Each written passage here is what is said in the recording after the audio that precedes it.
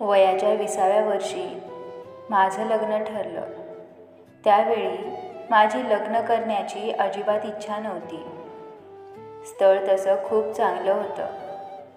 शिवाय आईबाबांची इच्छा. खूप गोंधळ उडाला होता. आजवर माझ्या सर्व इच्छा पूर्ण करणारे माझे आईबाबा आज माझ्या इच्छेचा विचार का करत नाही आहेत? खरं सांगायचं तर माझं होणारं सासर कोणालाही हेवा वाटेल असंच होतं. माझा नवरा प्रमोद 24 वर्षाचा होता. राजबिंडा, शिवाय पोलीस सब इन्स्पेक्टर, त्यात एकुलता एक. सासू सासरे असं छोटंसं कुटुंब. लग्न डिसेंबरला ठरलं. तारीख मार्च महिन्यात निघाली. किती लवकर लग्न करताय माझं, या विचारांनी आईबाबांचा फार राग यायचा. त्याहून जास्त त्या प्रमोदचा, ज्याने बघताक्षणी मला होकार दिला. लग्न ठरल्यानंतर 3ऱ्या दिवशी प्रमोदचा मला फोन आला. काय बोलावं मला काहीच कळत नव्हतं. तेच बोलत होते. तसे ते बोलण्यावरून खूप समजदार, बोलके, प्रेमळही वाटले.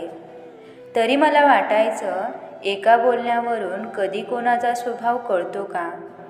त्यांनी मला लग्नाविषयीची माझी इच्छा विचारली. मीही स्पष्ट सांगितलं, मला नाही करायचं इतक्यात लग्न. मी तुम्हाला कसलीच ओळखत नाही. आईबाबांची इच्छा म्हणून मी हो बोलले. त्यानंतर आमच्यातलं बोलणं मी आईला सांगितलं. ती खूप चिडली आणि तिने प्रमोदला फोन केला. मी केलेल्या मूर्खपणाची माफी मागितली. खरं तर माझा त्यांना दुखवण्याचा मुळीच हेतू नव्हता. मी फक्त माझ्या फिलिंग त्यांना सांगितल्या.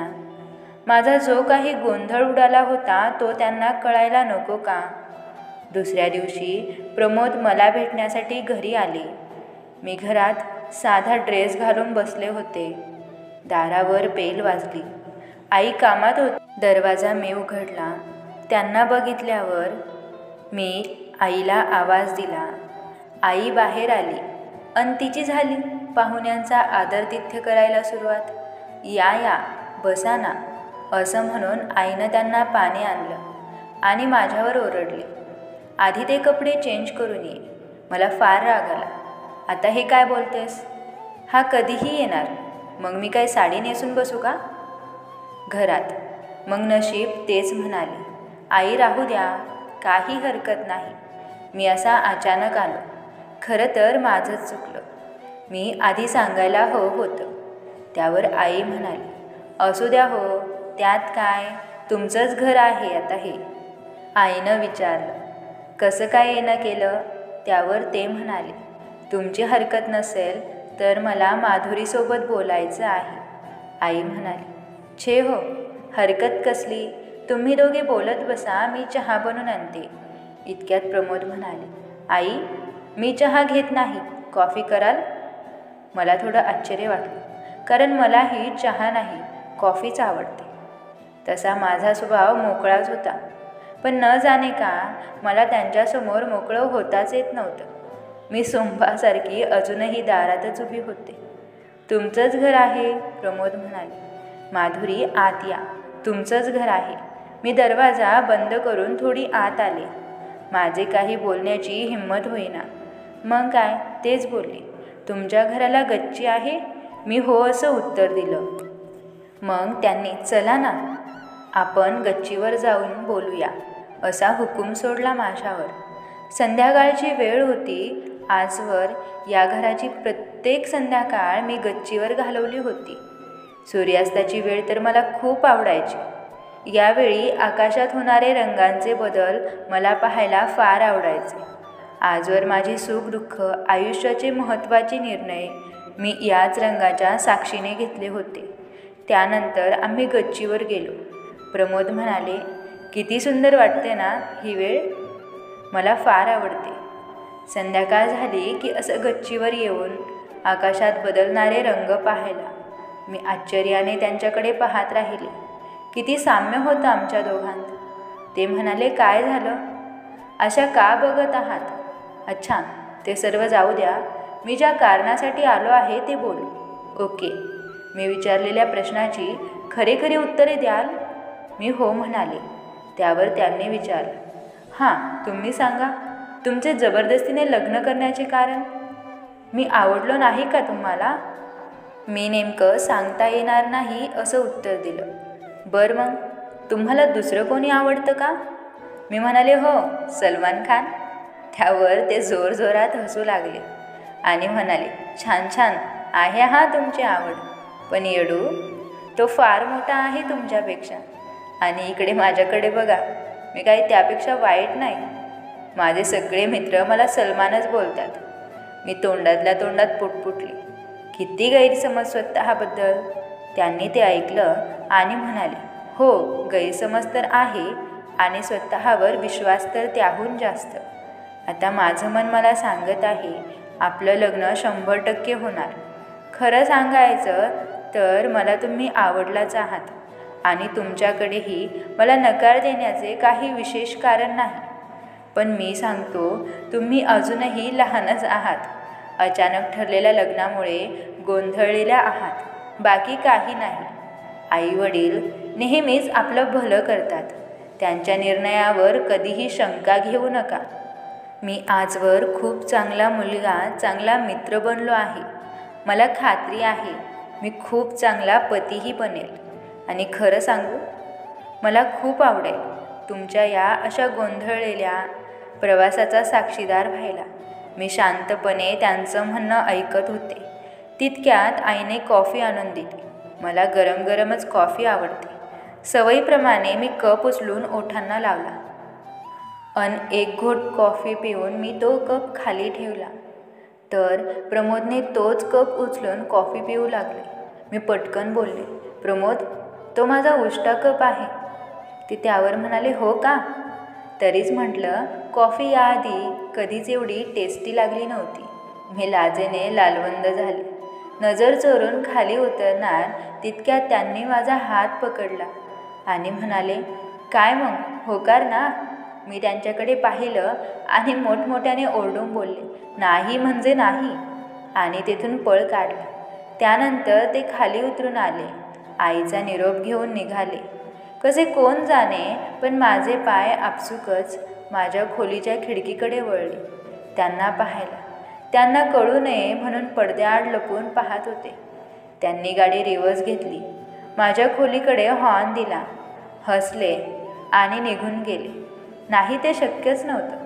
त्यांना मी तिथे उभा असलेलं दिसणं. कसं कळलं असेल त्यांना? इतक्या कमी वेळात किती जास्त ओळखू लागले होते ते मला. माझा तर विश्वासच बसत नव्हता. रात्री जेवतानाही त्यांचाच विचार करत होते. जेवणही काय खाल्लं, कसं खाल्लं काहीच कळत नव्हतं. खूप हरवल्यासारखं वाटत होतं. प्रमोदशिवाय कोणाचाच विचार डोक्यात येत नव्हता. नंतर मी माझ्या खोलीत झोपायला गेले. बराच वेळ प्रयत्न केला, पण झोप काही येईना. मग पुस्तक वाचायला घेतलं. तरीही प्रमोद समोर दिसत होते. तितक्यात फोन वाजला. प्रमोदचाच होता. मी उचलून फक्त कानाला लावला. कदाचित मी त्याच फोनची वाट पाहत होते. समोरून ते बोलले, माझाच विचार करत आहात ना? मी नकळत हो म्हणाले. नंतर नाही म्हणाले. मी का करू तुमचा विचार? माझ्याकडे करण्यासारखी आणखी पुष्कळ कामे आहेत. ते म्हणाले, अच्छा, हो का? मगाशी मी जाताना पडद्याआडून मला का पाहत होता? माझी तर बोलतीच बंद झाली होती. पुढे ते म्हणाले, माधुरी, मगाशी कॉफी पिताना तुम्ही माझं नाव घेतलं. खूप छान वाटलं तुमच्या तोंडून माझं नाव ऐकायला. पुन्हा एकदा बोलाल का? मी पटकन म्हणाले, छे नाही हा, काहीही काय. ते हट्टच करू लागले. रिक्वेस्ट आहे, प्लीज बोला ना, प्लीज प्लीज. आणि तसंही नाव असंच घ्यायला सांगत आहे, उखाण्यात नाही. मी म्हणाले, अच्छा ठीक आहे. याआधी नाव घेतलं तेव्हा इतकं काहीच वाटलं नाही, पण आता अचानक लाज वाटू लागली होती. मी अगदी हळू आवाजात नाव घेतलं, प्रमोद. त्यावर ते म्हणाले, जरा मोठ्याने बोला. जेवला नाही आहात का माझ्या आठवणीत? आता मात्र मला थोडा रागच आला. किती मनमर्जी करावी माणसाने. मग मी रागानेच त्यांचं नाव घेतलं, प्रमोद प्रमोद प्रमोद. बास. त्यावर म्हणाले, आहा, याला म्हणतात आंधळा मागतो एक डोळा आणि देव देतो 2 डोळे. माधुरी, लग्नानंतरही असाच आवाज द्याल ना? त्या दिवशी आम्ही रात्रीचे 2 वाजेपर्यंत गप्पा मारल्या. आम्ही कसल्या? ते एकटेच बडबडत होते, पण छान वाटलं ते सर्व ऐकायला. त्यांनी मला त्यांच्या लहानपणीच्या आठवणी, मित्र, शाळा, कॉलेज, नातेवाईक, आईबाबांचा स्वभाव, आवडते रंग, छंद, गाणे, सारं काही सांगितलं. तेवढं सर्व ऐकल्यावर मला जराही अनोळखी वाटत नव्हतं. खरं तर माझ्या मनातल्या त्यांच्याबद्दलच्या सर्व शंका हळूहळू दूर होत गेल्या. मग मी त्यांना म्हणाले, माझे एक ऐकताल? त्यावर ते म्हणाले, हो बोला ना. मी म्हटलं, प्लीज मला आवाजावं घालून बोलू नका. यावर ते म्हणाले, नाही, चांगलं वाटतं. पण मी नंतर त्यांना रिक्वेस्ट केली तर ते हो बोलले. बघून स्वतःच म्हणाले, अरे बापरे, 2 वाजलेत ग तुझ्यासोबत बोलताना. वेळ कसा गेला कळलंच नाही. छे, किती बडबडतेस. मला जराही बोलू दिलं नाहीस. मी इकडे गालातल्या गालात हसत होते. त्यांना ते कसे कळाले काय माहीत. मला म्हणाले, हसू आलं की माणसानं मनसोक्त हसावं, असं लपून छपून नाही. ते जे काही बोलायचे तेव्हा ते मलाही आवडू लागलं होतं. खरं तर नुसतंच त्यांचं बोलणं नाही, तेही थोडे आवडू लागले होते. पुढे काय, माझं त्यांच्यासोबत लग्न झालं. ते थोडेच ऐकणार होते माझ्यासोबत लग्न केल्याशिवाय. आज आमच्या लग्नाला 1 वर्ष पूर्ण झालं होतं. भांडण एकदाही झालं नाही असं नाही. खरं सांगायचं तर अधूनमधून मी चिडचिड करत असते. जोरदार भांडून रुसून माहेरी जायचे तर स्वप्न आहे, पण प्रमोद या जन्मी तरी ते शक्य होऊ देणार नाही.